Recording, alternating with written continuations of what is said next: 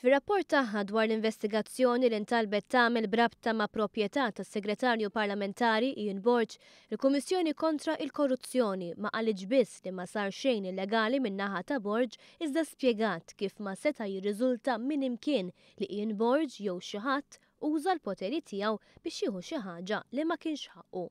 Fil-fatt, ir-rapport tal-Kummissjoni kontra l-Korruzzjoni jispjega f'diversi partijiet tiegħu kif ma kien hemm xejn ħażin min-naħa ta' Ian Borg. Fost oħrajn f'paġna 35 jgħid ċaru tont li ma jirriżultax li xi ħadd mix-xhieda kien min kien uża l-poteri tal-kariga tiegħu sabiex jieħu dak li mhux suppost jieħu. Intqal ukoll li x-xhieda kienu pressati b'mistoqsijiet diretti u ċari ħafna. Anzi, kompla jkun spjegat kif il-membri tal-Kummissjoni marru oltre u spjegaw ukoll il-kelma vantaġġ għax korruzzjoni mhijiex marbuta biss mal-flus. Ukoll meta pressati biex jgħidu ġew avviċinati minn xi ħadd jew mis-Segretarju Parlamentari nnifsu dawn ċaħdu kategorikament. Kitbu il-membri tal-Kummissjoni li hija magħmula mill-imħallef emeritu, maġistrat innominat mill-kap tal-Oppożizzjoni u avukat. Fir-rapport tagħha l-Kummissjoni qalet li eżaminat il-provi bir-reqqa u flit ukoll il-body language ta' diversi xhieda iżda ma sabet provi kontra ħadd.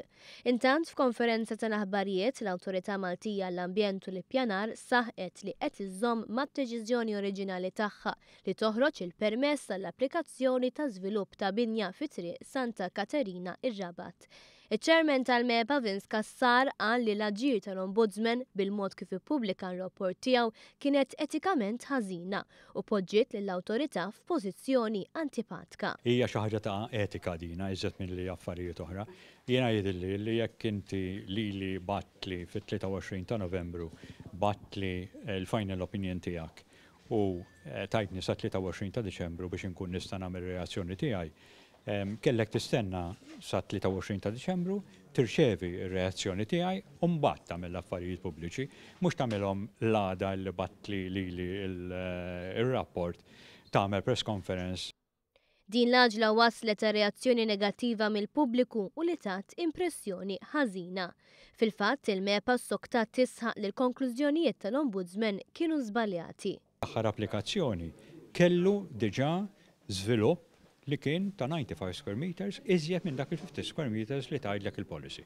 U wara xhur jakkuża lil Borg il-Partit Nazzjonalista kellem lill-medja iżda mingħajr cameras. Il-Viċi Kap tal-Partit Nazzjonalista ma rridx ikun iffilmjat meta reġa' qal il-ġurnalisti li Ian Borg għandu jirreżenja. F'istqarrija l-Partit Laburista sostna li dan il-każ ilu xhur jintuża mill-kap tal-Oppożizzjoni biex iħammeġ bih lil Borg u lill-Gvern. Il-Partit Laburista saħaq li l-kap tal-Oppożizzjoni reġa' kien żbaljat u distruttiv u li moħħu biss biex jilab logħob partiġjan. L-istqarrija temmet tgħid li issa iż-żejt reġa' tela f'wiċċ l-ilma u li din ma kienet xejn ħlief bużieqa oħra li nfaqat f'wiċċ il-kap tal-Oppożizzjoni.